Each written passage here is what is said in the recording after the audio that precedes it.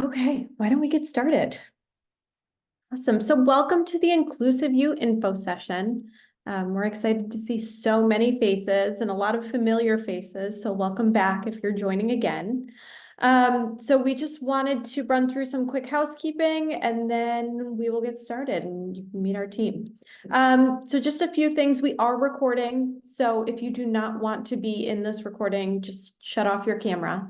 And if you want to let us know that you don't want to be recorded, you can message Carly. And then if you need transcriptions or captions, you can click that button down at the bottom. And we will leave plenty of time for questions at the end. So if you have a question at the end, you can either use the raise hand function or you can put your question in the chat box and we will make sure we respond to it. So with that, I'm Brianna Schultz. I am the director of InclusiveU, and I'm so excited to have you all here today. Let me get this up. Yeah, okay. So I'm gonna go forward a slide. So I want you to know who you're talking to before we start talking about InclusiveU. So I am going to have my team unmute themselves and introduce themselves so you can meet our leadership team. So Sam, do you want to go first? Sure. Hi, everyone. I'm Sam Rue. I'm the academic coordinator here at InclusiveU. I've been with InclusiveU since before InclusiveU even existed, back in 2013. So it's been really cool to see this program grow throughout the last decade. In my role, I do a lot of the work with advising for students, interfacing with professors, and also helping students create modifications. So looking forward to working with some of y'all. Thanks. Bridget, you want to go next? Yeah. Hi, my name is Bridget Fowler. I'm the residential coordinator, and I have been with InclusiveU about 2 years, and it's been so much fun.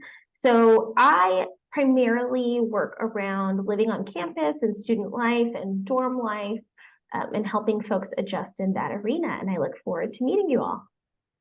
Jen, you want to go? Hi, everyone. I'm Jen Quinn. I'm the internship and employment coordinator here at InclusiveU. I've been with the university for about 2 years, but working with community partner agencies for much longer than that. So I'm excited to meet you all. Carly? Hi, everyone. I'm Carly Guerfasi. I'm the Assistant Director of Operations and Communications, meaning I put together info sessions like this, and I also organize the state-of-the-art and student leadership conferences and work on our marketing. Awesome. Thank you all. And you'll hear from each of them throughout this info session about the different pieces that they coordinate and organize. And we can definitely answer questions surrounding what they do too. So what is InclusiveU? So InclusiveU is a college program for students with intellectual and developmental disabilities who want to experience college life at Syracuse University. So this program is designed for students to come to Syracuse University, take classes, be part of our Orange community, and really get the college experience that they want.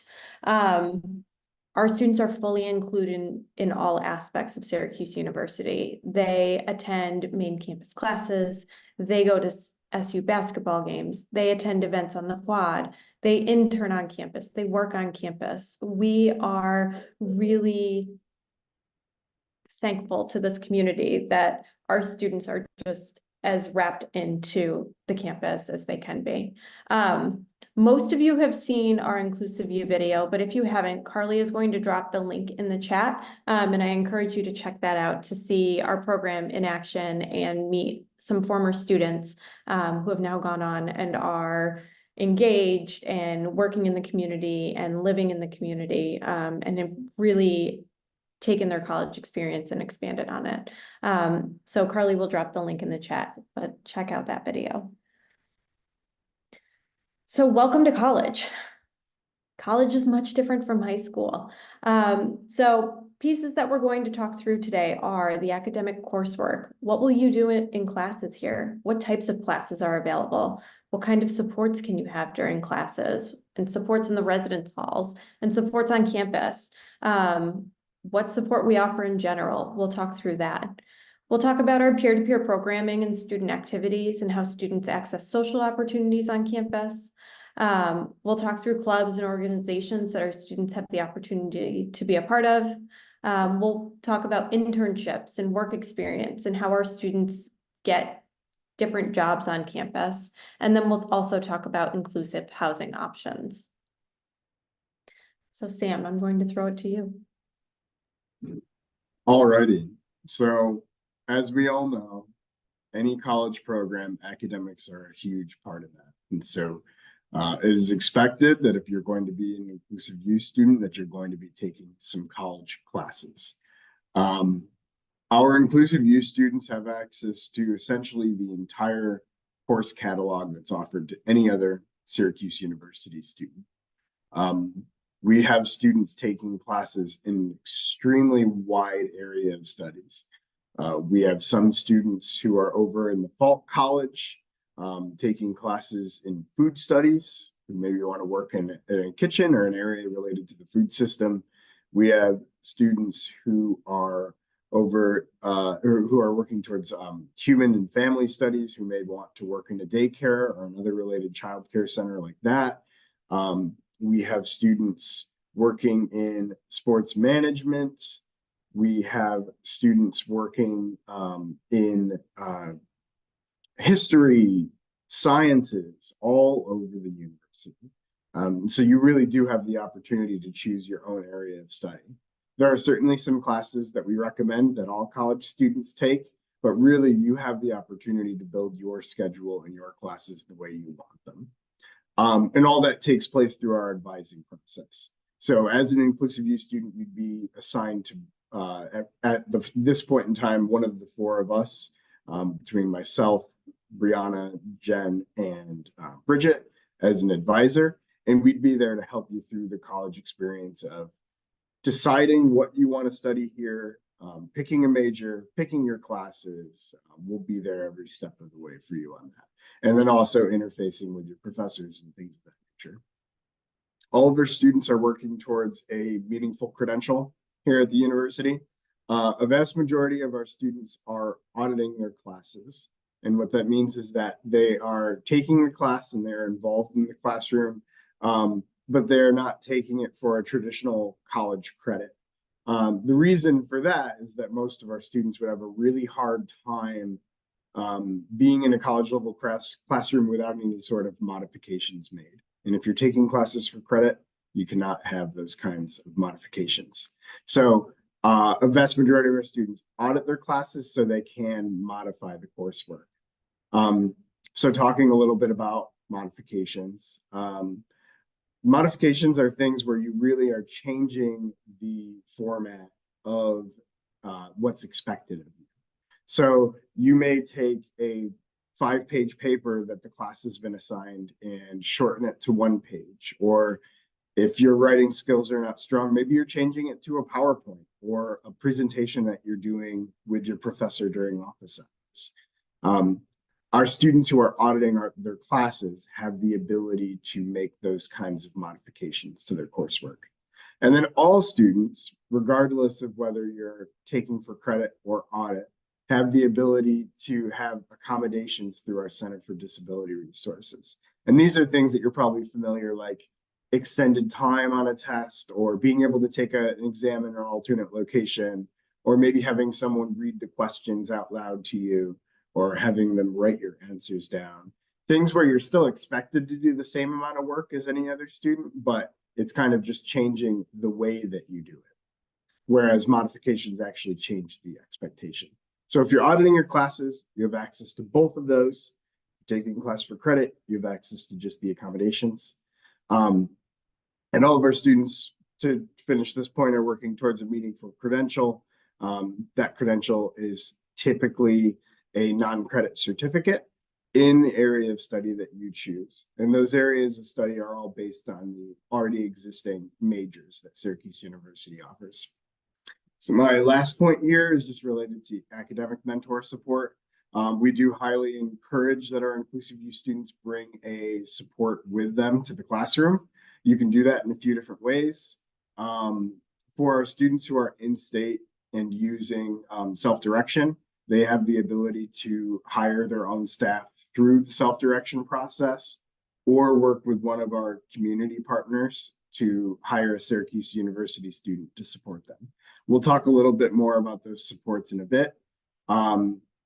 Finally, if you are from out of state and you're still looking for this support, InclusiveU ourselves hire, train, and manage a group of SU students as well as a few professional staff to provide the academic support. And so this is someone who would be coming to class with you, helping you take notes, making sure that you're staying on top of the classroom assignments, supporting you to maybe participate in group work or a group project of that nature.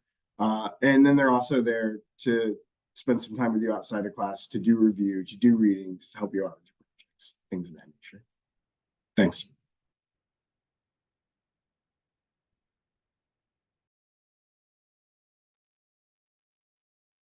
All right, and I'm gonna talk about internships now. So after your first 3 years here at SU, where you're taking your academic classes, you spend your final year completing the internship portion of our program.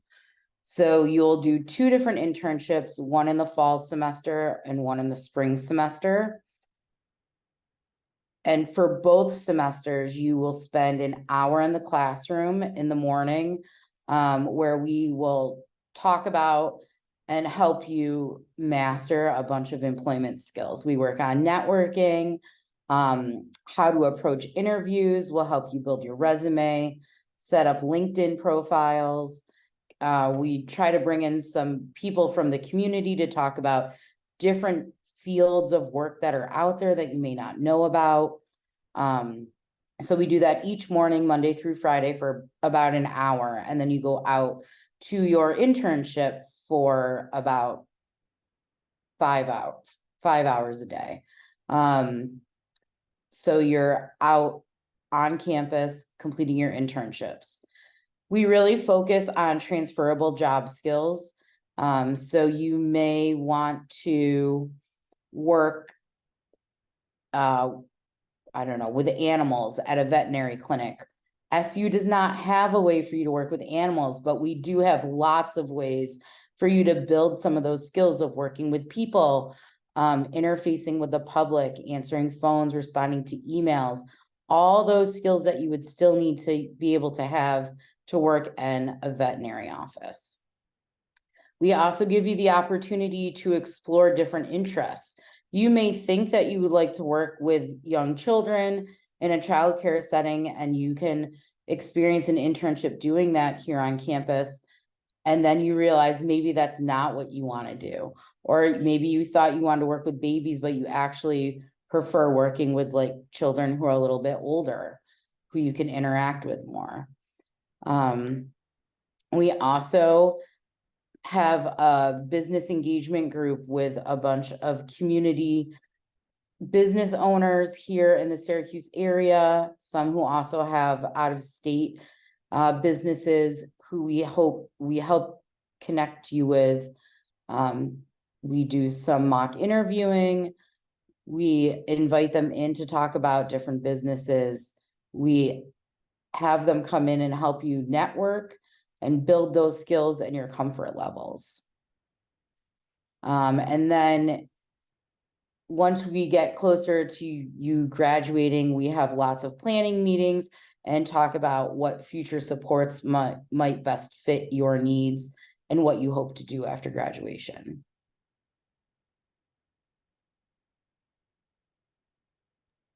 Great. Part of being on campus is also the social opportunities that students have. So part of our program is the peer-to-peer element. And this is strictly just to connect students socially, to connect InclusiveU students to main campus students and make sure that they have opportunities to participate in all of the events on campus. This is a sample calendar and sample events that our students have the opportunity to do during the week. Some of these things are game nights, some of these things are office hours, other things like club meetings, best buddies, Special Olympics. We have had students in Japanese club and in the bowling club. And then also on this calendar, you'll see OAD or our Orange After Dark events. So peer-to-peer is really that avenue where students are able to look at this calendar put out by our peer-to-peer coordinator and our peer trainers. And then pick the events that they want to go to that week. Some students choose to go to all of the events. Some students only choose to do events on weekends. So this is another element of coming to college where you really get to pick your schedule, you get to pick how busy you are, and you get to pick things that you would like to attend. So peer-to-peer is a really great opportunity to meet other InclusiveU students, to meet friends on campus, and then to build those relationships from there. Some students start only hanging out with peer-to-peer, and then that blossoms off into friendships where they're going to lunch together or grabbing coffee. So this is just a sample calendar of some opportunities. Bridget, I'll let you take the housing piece. Sounds good. Okay. So one of the most exciting things about coming to campus is actually living on campus. We have students living on campus all throughout the university. It's a fully inclusive program. And so that means that you might be living with another InclusiveU student, and your neighbors might be main campus students, and you'll have an RM, a residential mentor that helps provide you support on the floor. There might be other InclusiveU students living in the building that you're living in, and they might be a floor above you or a floor below you. So we do a really good job of trying to create community within the InclusiveU, but also opportunities to meet other folks while living on campus. Next slide. So residential mentors. So our students are living on campus with extra support. A residential mentor is a student that goes to school here on the main campus, and they will be your go-to person. This is somebody that will help you navigate all of the different pieces that are happening within the dorm. How to use the laundry machines, how to use the mail service, how do you use the vending machines that are in the building. They host group dinners so that everybody can get together and hang out 2 times a week. The residential mentor will always focus their goals on 2 areas. Their first goal is to make sure that you're living in a happy and healthy living environment. We want to make sure that your room is not like perfectly clean. That's a ridiculous expectation for any college student. We want to make sure that it's livable and functional, and that you don't have any science experiments brewing behind your bed. The next goal, if you as a student have mastered keeping organization and routine, and the room is functional for you, the next goal that the residential mentors will help with is connecting you socially on campus. And that might mean within the dorms, talking about social navigation within the dorms, communicating your needs with your roommate, things along those areas. So those are the 2 focuses that the residential mentor team is going to help with.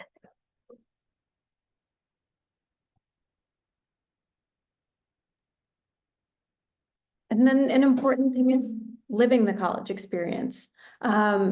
On the slide, there's a picture of 2 of our students, Thomas and Vineet, and they have really driven what they wanted to do here. The things that they have done, it is up to them, and we are in the background supporting. And these are some questions to consider, or things to consider when you're coming to college. Deciding what scheduling tool works for you. How do you manage your downtime? How do you remember what events you're attending or what classes you're going to? Thinking about your calendar and scheduling. How do you want to fill your time? Do you want to go to a Diwali event like Vineet here, or do you want to volunteer? Do you need downtime to hang out in your room and just decompress? Really thinking through those options for yourself and what's important to you and what types of things you would like to do in your college experience. Communication when you come to campus, communication with your mentors, with staff, with professors, with your friends. Those are really important pieces to talk about when you're planning for your college experience. Do you communicate best through writing? Do you communicate best verbally and setting up meetings with people? These are things that we want students to start to think about so you can self-advocate, so you can ask for help, so you can tell people what you want or need, so you can ask questions and think through things that might benefit you. So communication is a really important piece to consider, and it doesn't have to be verbal. It can be written. It can be anything that you need it to be. We're here to support you, but we also need you to help us in knowing how to support you. Picking times to eat. The dining hall, as Bridget said, is a really important part when you're living on campus. But if you're commuting, are you bringing your lunch? Are you using the restaurants and the cafes around campus?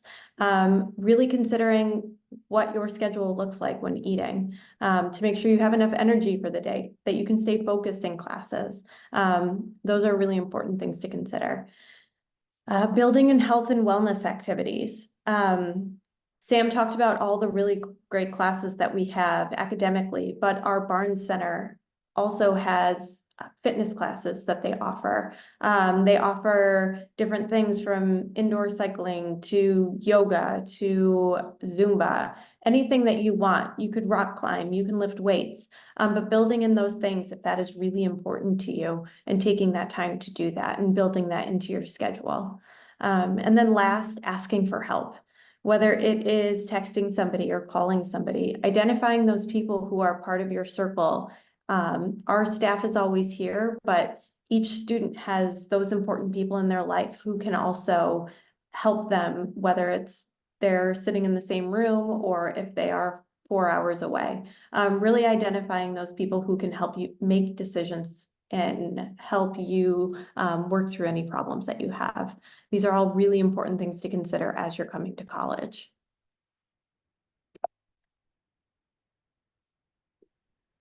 So as we talk about planning for college, we also want to consider costs and different paths to InclusiveU.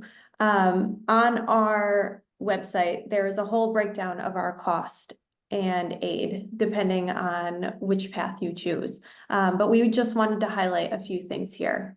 Many students who come to InclusiveU are able to use their New York State self-direction budget. If you are in New York State and you have OPWDD eligibility, you have the option to have a self-direction budget. Hopefully, if you are planning on applying and attending in the fall of 2024, this has already started. If you have not started this, please start today. This is a process that takes really a lot of time to set up, but it is beneficial in being able to pay for portions of InclusiveU. If your parent or guardian is an SU employee, you have access to the SU dependent benefit. This is something that your parent would work out with our HR department, and they can fill you in with more details on the paperwork that needs to happen, and what costs they will cover for InclusiveU.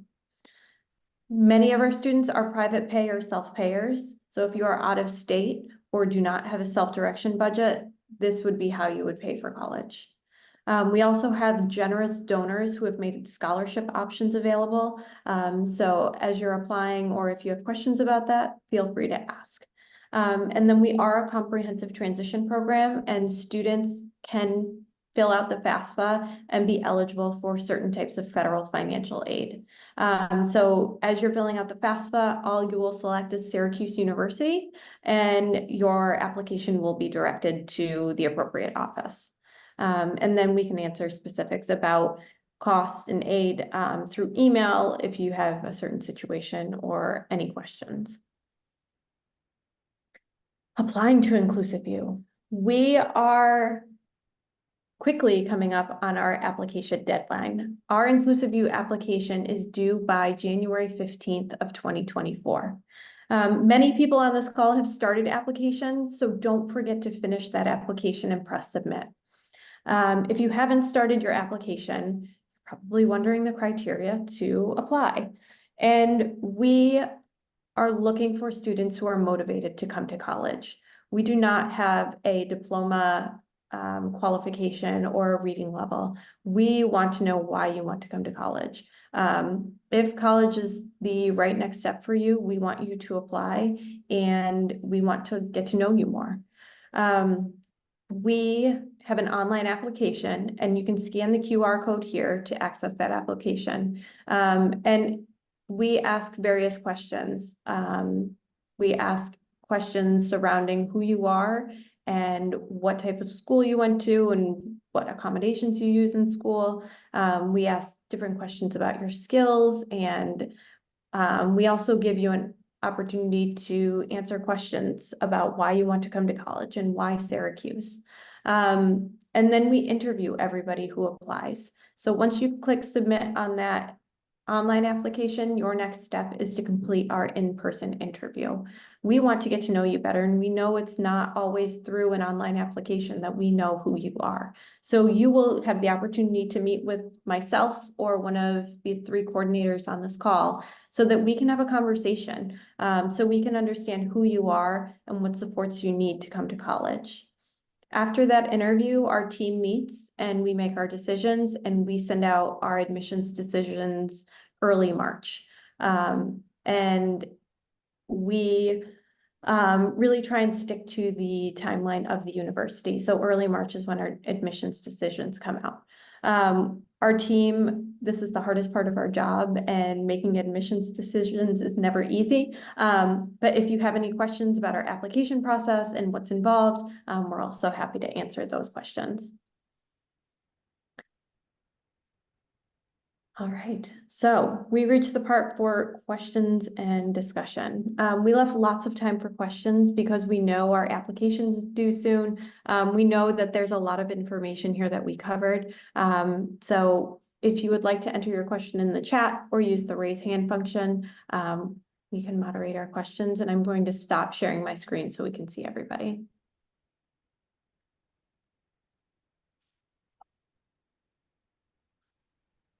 All right, so the first question in there is for Bridget. So I'm going to read it while you scroll through the rest of the questions. Bree, okay? Great. So Bridget, what is the residential mentor to student ratio? Is there one mentor in each dorm? Great question. So we have an option for the students' needs. Some of our residential mentor ratios are going to be 1-to-1. So we'll have one residential mentor working with one student. In other cases, and the most popular is going to be 2-to-1 ratio. So 2 InclusiveU students working with one residential mentor. And then after your first year, we can look into a 3-to-1 ratio, which would be 3 students supported by one residential mentor. And this is all based on student need and student attention, in order to have the most, to have the experience that they want by living on campus. And the residential mentor team also has an on-call rotation. So when you're living within the residence hall, you have the opportunity to call somebody from the residential mentor team to help you problem solve what's happening in your room or any kind of situations that you're experiencing. The RM is your go-to. So we talked about the support ratios. We talked about the on-call. There's another piece I wanted to bring up. There also, on your floor, is a residential advisor, and the residential advisor is per floor, and it's really helpful because they know the rules and regulations of living on campus, and the residential mentor will work with the resident advisor to make sure that the InclusiveU students understand any of the policies or things that are required of the student. So they help with communication and organization and setup based on each student's need. So I think that covers that part. Thanks, Bridget. Andrew, would you like to ask your question? Go ahead. Yes. How many students? How many students in program? We have about 100 students in our program, and we take about 25 to 30 students in our incoming class. Okay. Great question. How many live on And campus? how many live on campus? Bridget, do you want to take that one? We are hoping to have about 45 students living on campus moving into the fall semester. This year we have 35, but we're hoping to grow our numbers. Thank you. You're welcome.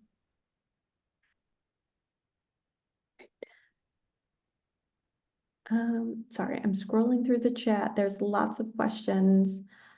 Rebecca, your question.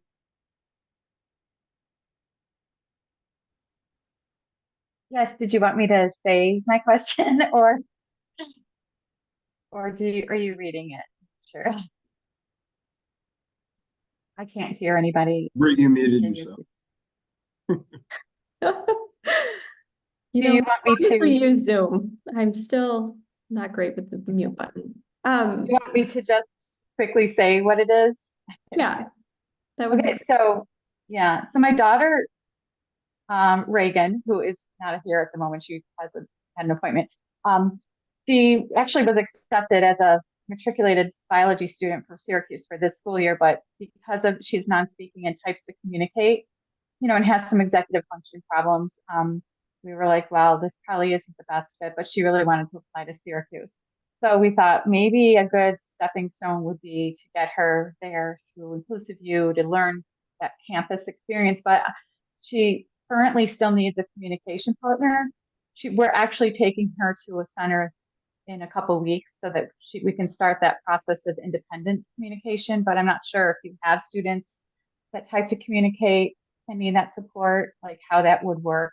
And we actually came and talked to some InclusiveU people about, a year and a half ago, and we weren't sure how it all worked. Now that she's in this place, kind of trying to put it together to see what's best for her.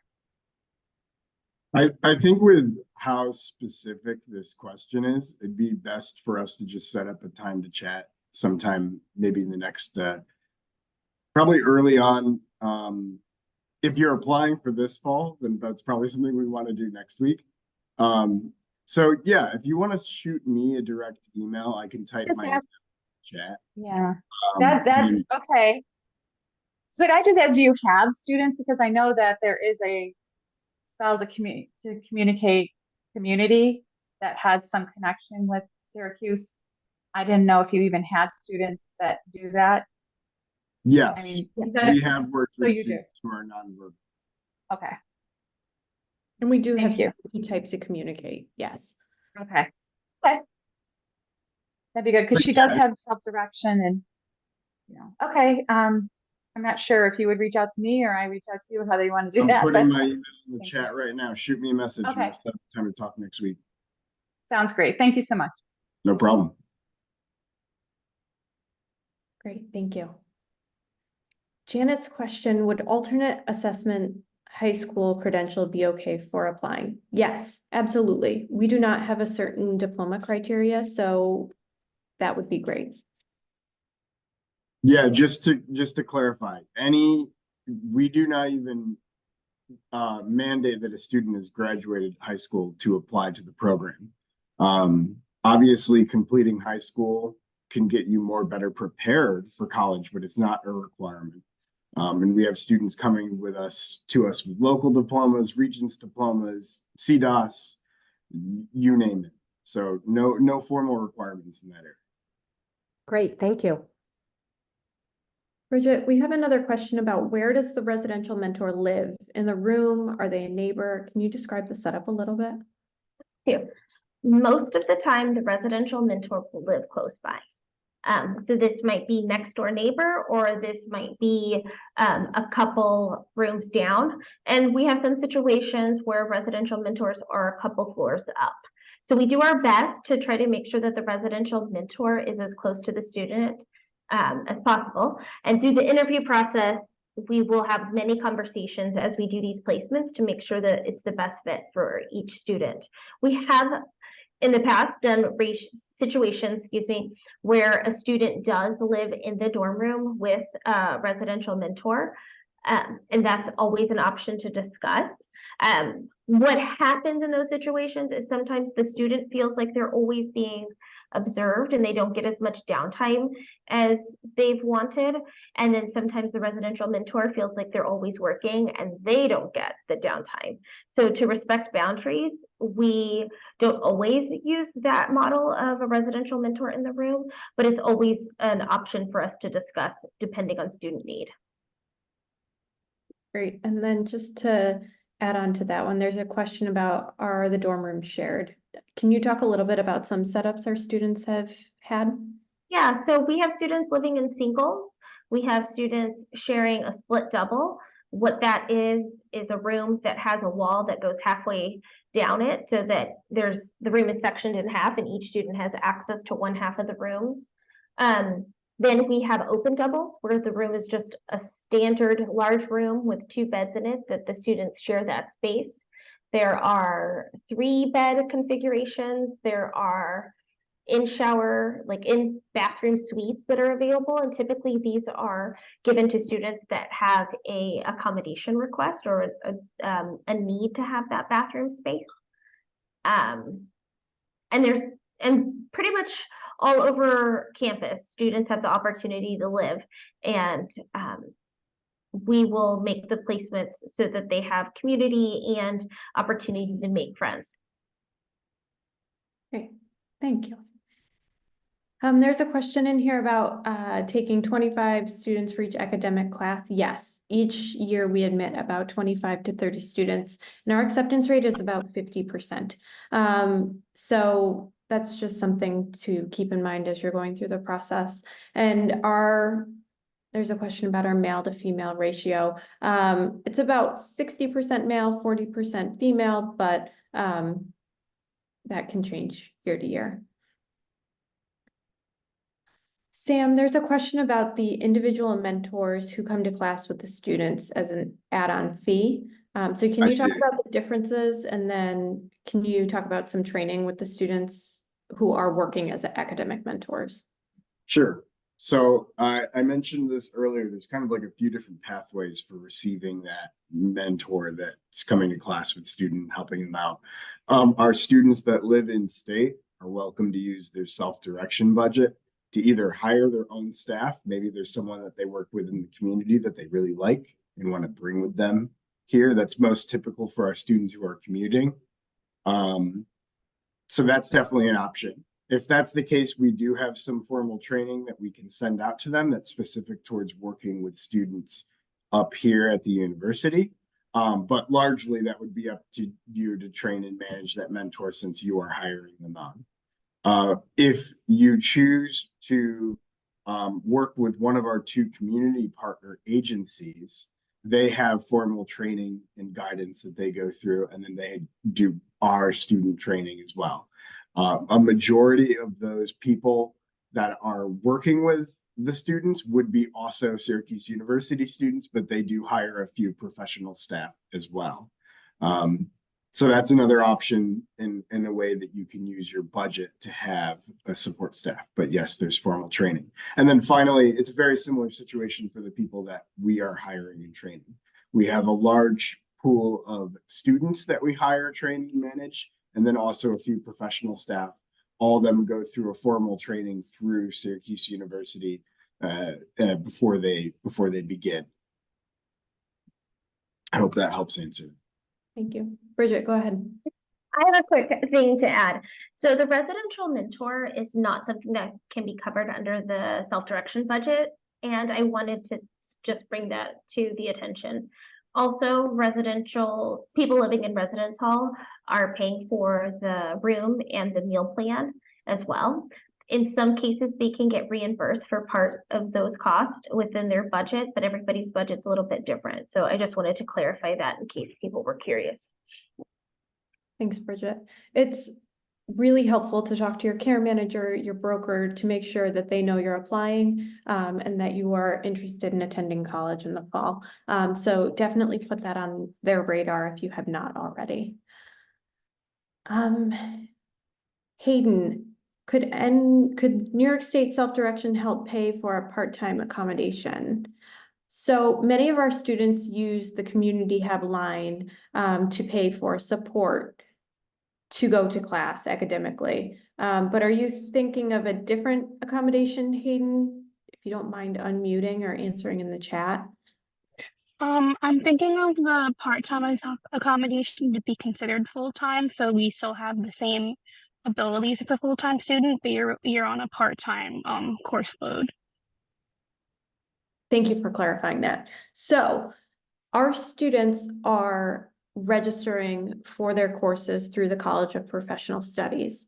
As an InclusiveU student, most students take between 2 and 3 courses per semester. So with that credit equivalency, they would still be considered part-time. Because we're a comprehensive transition program, to receive federal financial aid, our students are considered, using that designation, a full-time student. So our students, as part of the university, are considered Syracuse University students. So if you need the full-time designation for a certain criteria, we can talk offline and in more detail if needed. Does that apply to people with intellectual and developmental disabilities or just intellectual? So our program's for students with intellectual disabilities. But how come it mentions developmental as well then? So our program, we have the broad description of intellectual and developmental disabilities, but I'm happy to talk to you about this in more detail. If you have a specific concern or question, we can talk. I'm autistic, so yeah. Okay, yeah. So why don't we talk after, and then Okay. I can probably answer this question better. Okay, great. Thank you. Thanks. All right. Yeah, I'm ready to go back to where we left off in the chat. Yes. June's iPad is where we left off. So I see a message here for the personal statement. Does it have to be PowerPoint or an essay? So what I will say in that regard is that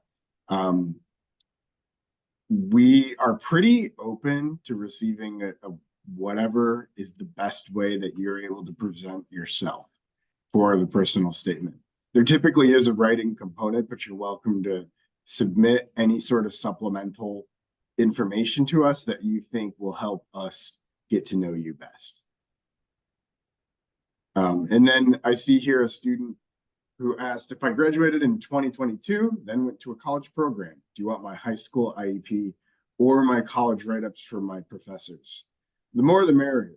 I would say that we'll definitely want the high school stuff, but if you have anything from your college experience that's worth sending to us, we will happily take that too. For things that you can't easily submit to us via the CollegeNet portal, which is how you formally apply, you can always email that stuff to us at tayshoffcenter@syr.edu, and we're happy to add that to your student file. Right. Will you accept a neuropsychological that's older than 3 years? We would like the most up-to-date information. If these documents are really difficult to get, please reach out to us and we can talk about what you're submitting and if there's any changes.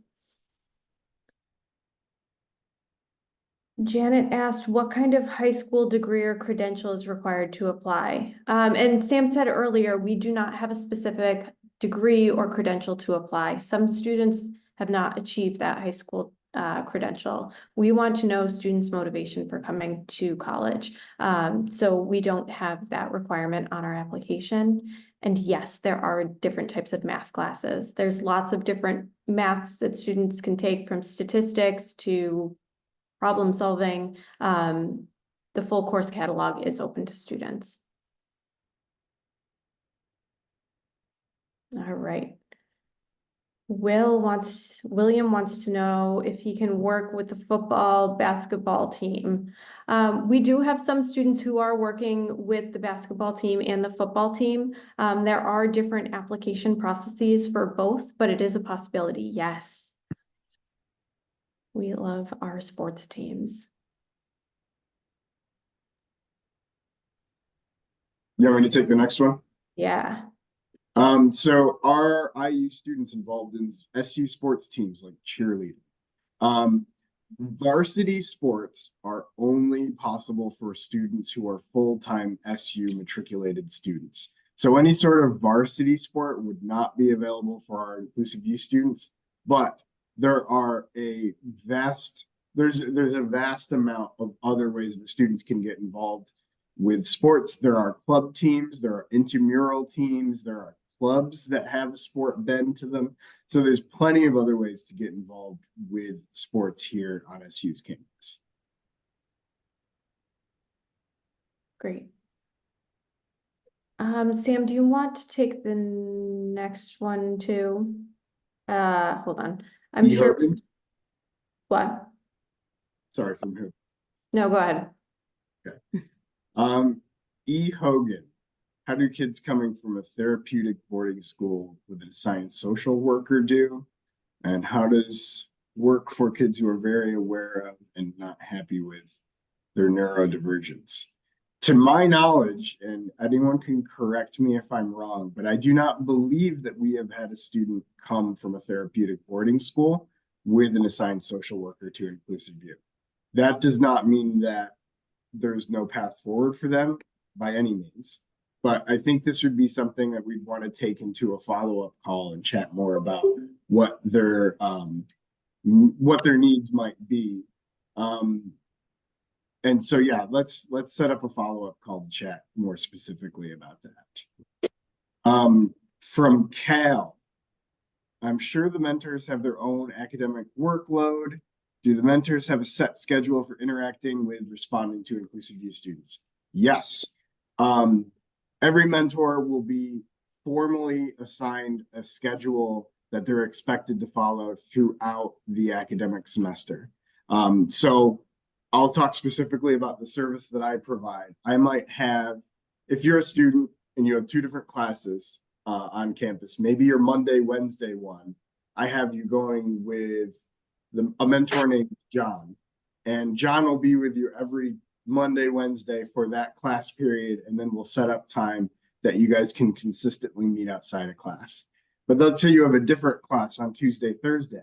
You might be meeting up with Rachel for that class, and Rachel will be responsible for going to that class with you on a weekly basis and setting up times to meet with you.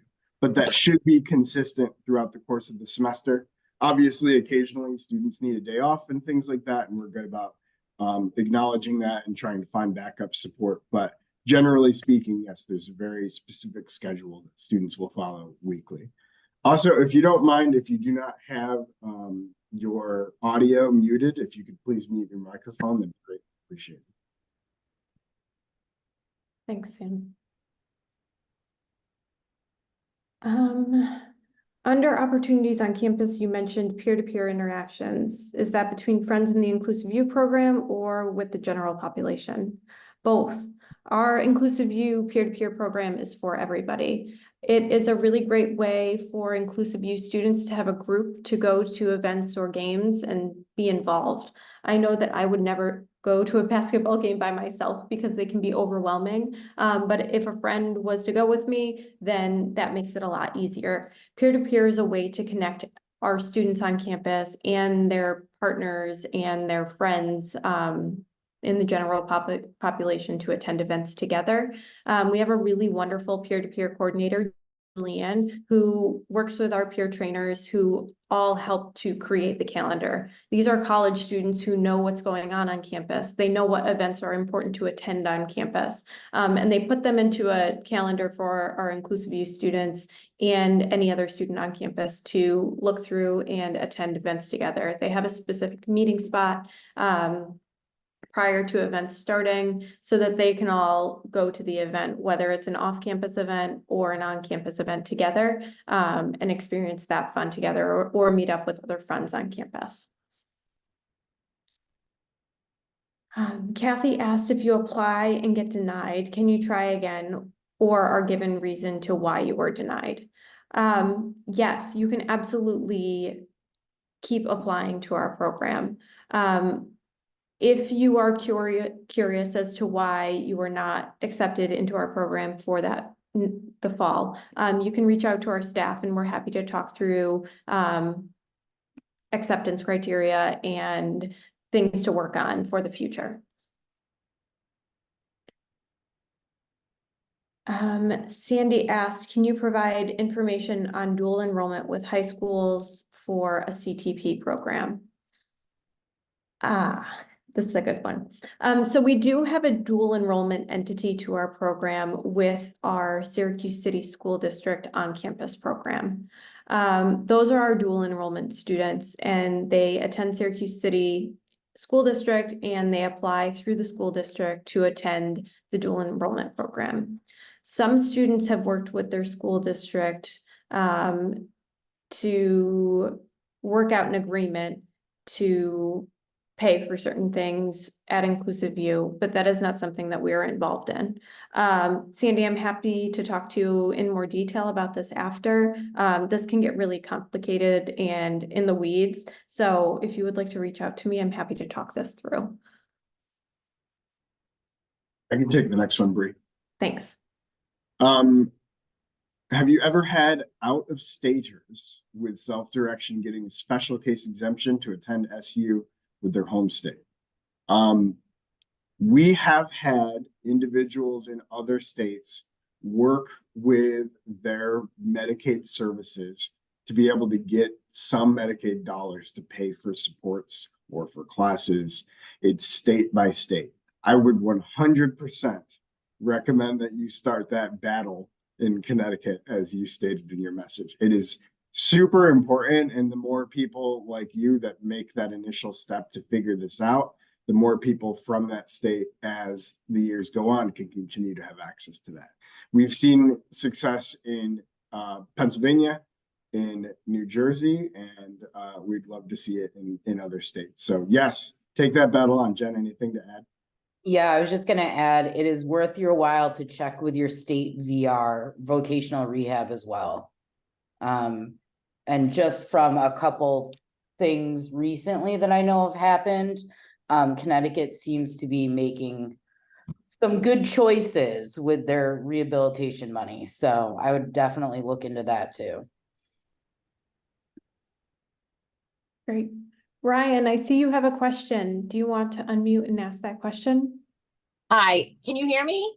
Yes. Okay, my name is Deanna. Brian's my husband's name. I'm so sorry, but I couldn't even find that hand raised for. Okay, I actually have 3 questions, but I think that they're all very meaningful.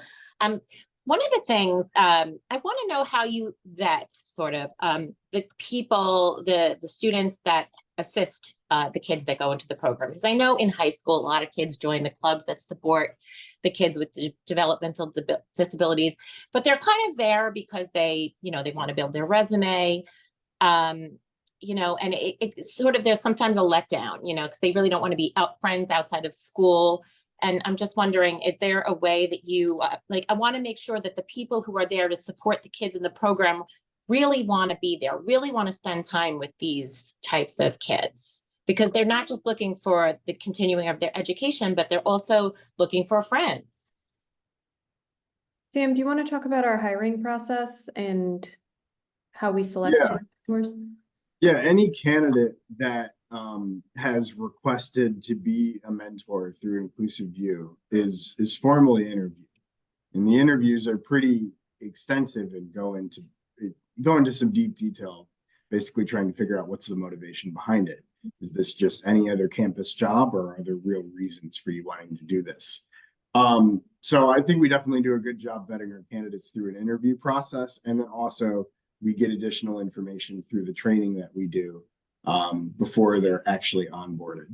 So for our sports that are basically being paid to spend time with the InclusiveU students, there's vetting through an interview and then through training. For the students that are volunteering to be a part of InclusiveU, I mean, just to be honest, we don't really see any issues with that. Basically, everyone who's taken the time out of their day to volunteer to be a part of peer-to-peer or anything else have been fantastic. And if there's ever any issues with attendance or things like that, that's stuff that we as a team work to try to address and support those students. Because at the end of the day, these are also college students who are also learning how to adult, right? Are also learning how to manage all the things that go into having a lot of more responsibilities than they may have been used to previously. But yeah, we're there with the students every step of the way. Do you find that they are students that are interested in going into special education? We definitely get a ton of people that are in the School of Education, or let's say in speech pathology, psychology, things like that.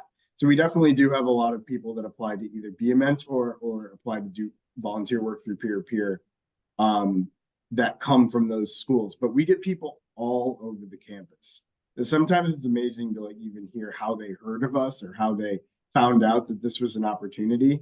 The word of mouth is pretty spectacular at this point. We basically have people coming to us from every single school on this college to be a part of the, Yeah, to be a mentor, to be a support.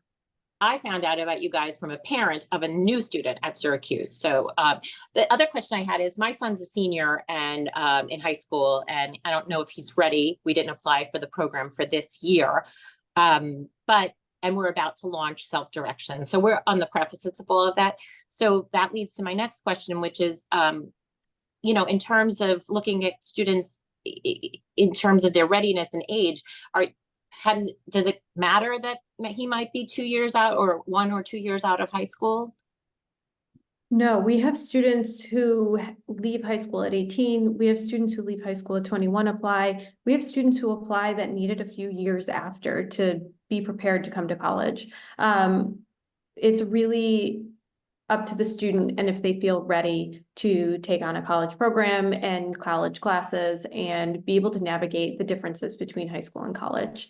For some students, it's really easy to make that transition at 18 from high school to college with their peers, and some students need more time, and that's okay. This is a pretty specific question, but do you have any students that have a sibling also on the campus? I mean, I know you have a small amount at this point, but Yeah, we've had students who have siblings on campus or at our campus next door at SUNY ESF. So there's many students who have very different living situations or family situations on campus specifically. and if you were looking to apply for not this year, but next year, when would you start that process? So our application will close January 15th, and then it will open back up in early August for the following class year, so the fall of 2025. Okay, thank you. Thank you very much. No problem. Michelle has a great question about our in-person interviews. So our in-person interviews, if you have already applied and if you have pressed submit on your application, you should have received a save the date email today to save the date for February 3rd. It's a Saturday for an in-person interview. After our application closes, within that week, we'll be sending out a link for prospective students to apply and sign up for their specific interview session, using that link. And then we'll also send more details about the day and what you need to bring and any other directions that you need to have.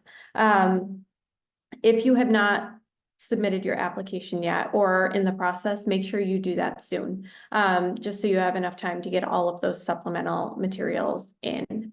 Are we going to ask students to also submit a video? As part of our pre-interview questions, there is an option to submit a creative piece. It doesn't have to be a video, but it can be a video. It can be a PowerPoint. It can be a picture of an art project. It can be a slide deck of you doing really fun things to show us who you are.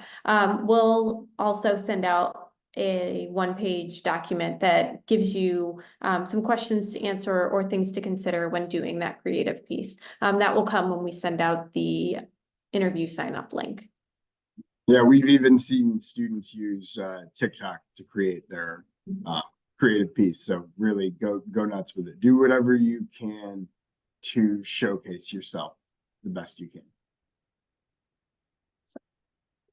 I can take the next one here. Can I play in the band? Sure. but you got to apply and you got to audition and you have to basically get the part, right? So you're more than welcome to apply and audition to the different bands that are around campus. There's a rock band, there's a jazz band, there's chorus. You're more than welcome to apply for those, but you got to have chops. You know, you got to be strong at your instrument or your vocal work. And there are actually lessons that you can take on campus if you're interested in building those skills. Important to note that those cannot be audited, so you have to pay for those out of pocket, even if you do have self-direction. But it is an opportunity for you to continue to take things like lessons on campus. Great. Oh Jen, yeah, Carly had a good point in here. We actually have a student that's currently on the marching band that participates in every single football and basketball game. So we've seen people be successful in this over the years. So yes, you're more than welcome to apply for those things. We also had someone in pep band last year, 2 years ago. great. Jen, do you want to give some examples of the off-campus internship sites that we've had? Andrew asked if there's any available, but do you want to give some specific examples? Sure. So we've had students intern with a local company called Sidearm Sports. We also have had students who have elected to do part of their internship at home. So we had someone intern the Saratoga National Park out in the Saratoga, New York area. We've had also somebody at a state nature preserve up in the Carthage area. I cannot remember the name of it right now. And then more locally in the Syracuse area, we've had students, I'm blanking. Oh, at Universal Pre-K at the zoo, the Burnett Park Zoo here, or Rosamond Gifford, sorry. I don't know, Bree, am I missing anything? Oh, I think that's a really great choice. And I think just important to highlight too, that we're always thinking about what the student's goal is and how we can help the students get skills to meet their career goal. So while we may not have the specific off-campus internship site that you're thinking about, that's something that we can talk about and we can have a conversation for and plan for during your time here. Kathy asked what our graduation rate for InclusiveU students is. So InclusiveU is a college program, and like college, many students decide after taking a year of classes, this might not be for me, but our graduation rates, I would say around 80 to 85%. We have almost all of our students complete the program. And if students are struggling, our team is really thoughtful and really great problem solvers about thinking through helping students who are experiencing challenges, offering support, and then thinking through next step. So I would say our graduation rate's around 85%. I saw a question above, just to make sure in case people didn't read it in the chat, about age range. We have students, you have to be 18, but we have students 18, 21, 25. We've even had students in their 30s and 40s. So there is no age cap, but you do have to be at least 18 when you enter the university. So you could apply at 17, but you got to be 18 by the time mid-August rolls around. Great. Sam, Seminars? Seminars, and then there's a question about picking classes. Sure.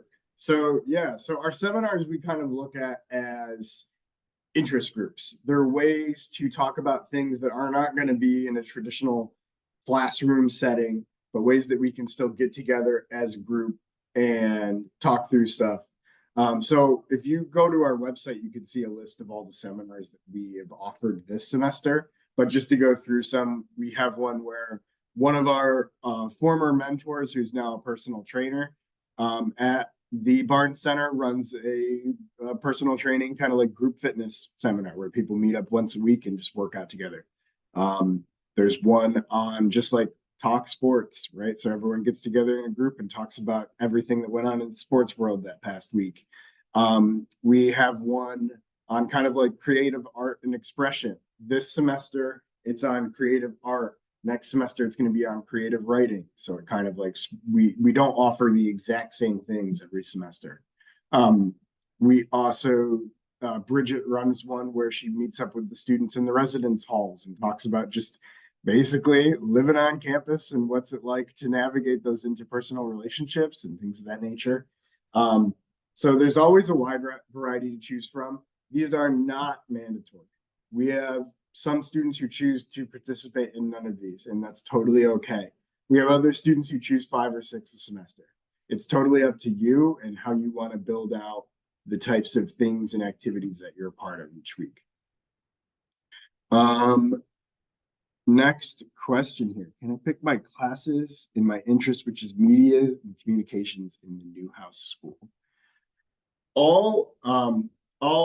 Basically any class at Syracuse University is up for grabs. However, there are some that are harder to get into than others. I just want to be upfront and honest about this. There are a few schools on campus that are highly competitive schools and that enroll a ton of students each semester. And it can sometimes be hard as an auditing student to get into. There are certainly things that we can do in the field of Newhouse, but Newhouse is one of those schools that's slightly more challenging to get a full breadth of classes in, to get a ton of different classes in. And so sometimes we look, okay, you want to do medias and communications. Let's look into different kinds of, let's look into a business class, or let's look into a class where you're learning how to use software like Premiere Pro so you can be a better video editor. So you could eventually do something in the field of media and communications. So in the cases where we have challenges with certain schools and certain classes, we're always creative about finding classes that can still get to a place where you're building similar skills related to those interests. Hey, Bridget, how big are the dorms? All different sizes. It depends on what you're used to, right? It's going to be a new normal. Some people will come and tell me, oh my gosh, my dorm room is so big. And then other people's experience is going to be like, oh my gosh, this room is so crowded. So they're different based on the different dorm size, different buildings that are on campus, but they are big enough for a twin bed, a desk, and like a nightstand and drawers in a closet. So that will all be included, but there's not a lot of space. But they do have different configurations. So they have singles that have extended space, like an extra living area, or they have, a larger single suites that you can choose to request, but they're not always granted. And we always do our very best to try and meet everybody's wants, but they are wants. And so we try to prioritize that as best as I can, or as best as we can as a university. Great. I just wanted to also highlight Sandy's question. She asked if our students walk with their graduation class, and yes, our students walk with the School of Education in their graduating class at the end of their time here at the university. Full cap and gown, full ceremony. It's a really special time and a really celebratory time at the university. We reached the bottom of our question list, but does anybody have another question? Bridget, go ahead. Okay, this is something I always have to talk about.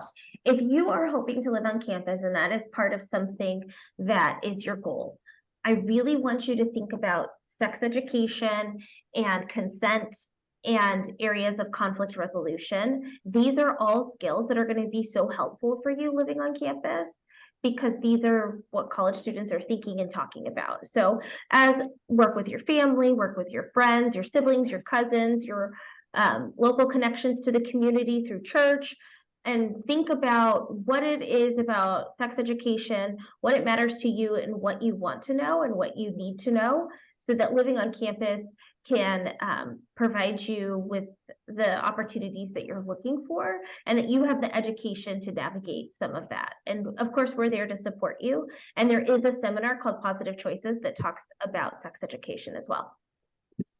To build off that, it's also super important to be practicing some daily living skills that you may be getting more support than you really need on right now.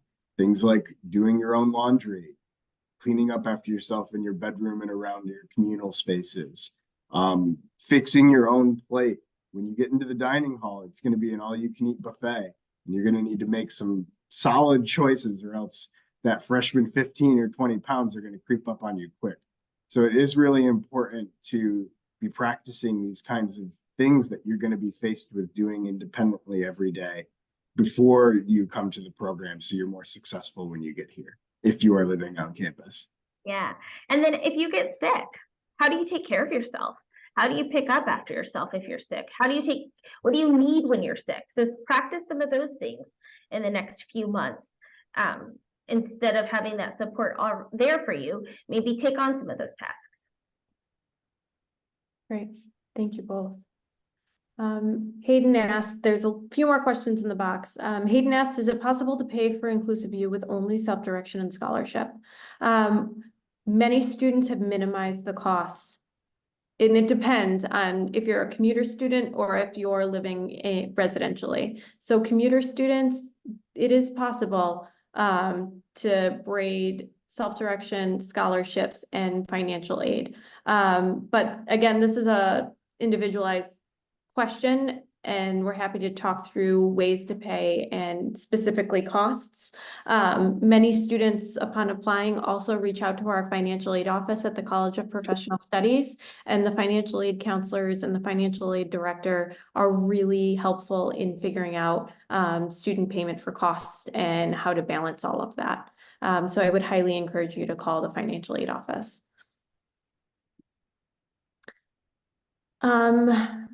E. Hogan, my daughter is OPWDD eligible, but we haven't accessed the services yet. Approximately what % of tuition have you seen Access VR been able to contribute? This is a tough question. I would say that Access VR in New York State is will only pay for classes if they're credit bearing. Many of our students audit their courses, and Access VR won't pay for those courses, which is why most of our students use OPWDD. I would talk to your specific Access VR counselor and see if there's a way that they could potentially contribute to costs coming to college. That would definitely be an Access VR question, and I would work with your VR counselor to work through that. I'm sorry, thank you for addressing that. I probably asked this question out of turn because we were able to get her to the boarding school through our school district support. Mm-hmm.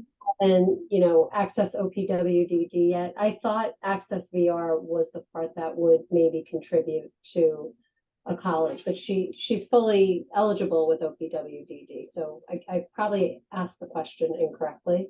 So sorry about that.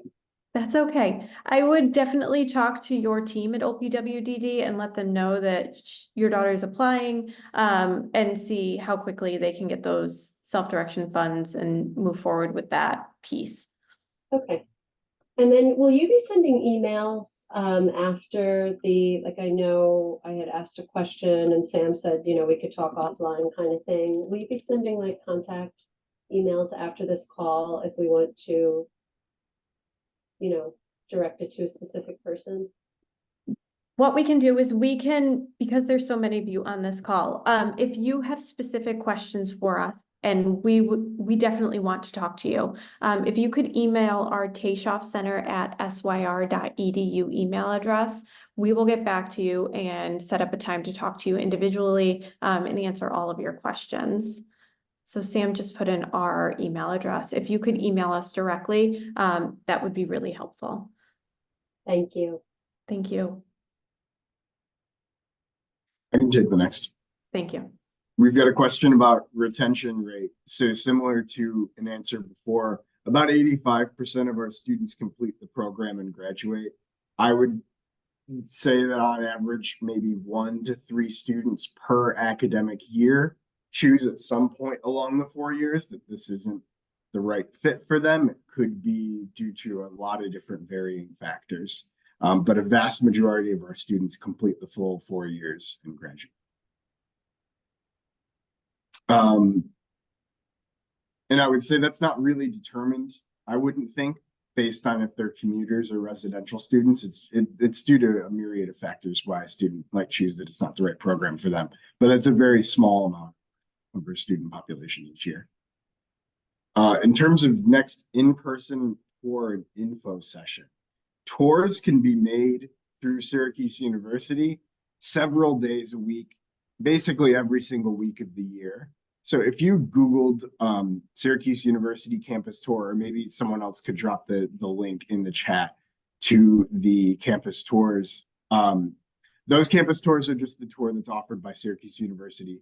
We think it's really important for you to go on the general campus tour because we want you to feel like you are a general SU student, right? So we want you to go on the same tour that any other Syracuse University student is receiving. In terms of our next info session, I believe we do have that date, but I don't know. I'm dropping those in the chat right now. Perfect. So Bree can drop those next sessions in the chat. We'll also have this session recording. It'll eventually be on YouTube for you guys to come back and check in on a particular point whenever you'd like. How many libraries? There are a couple libraries across campus. There is our Bird Library, which I would say is kind of like our main library. And then also the Carnegie Library, which is the more like academic focused. It's basically where you go to grab a book, right? Where the Bird Library has like hangout space and a cafe and things of that nature.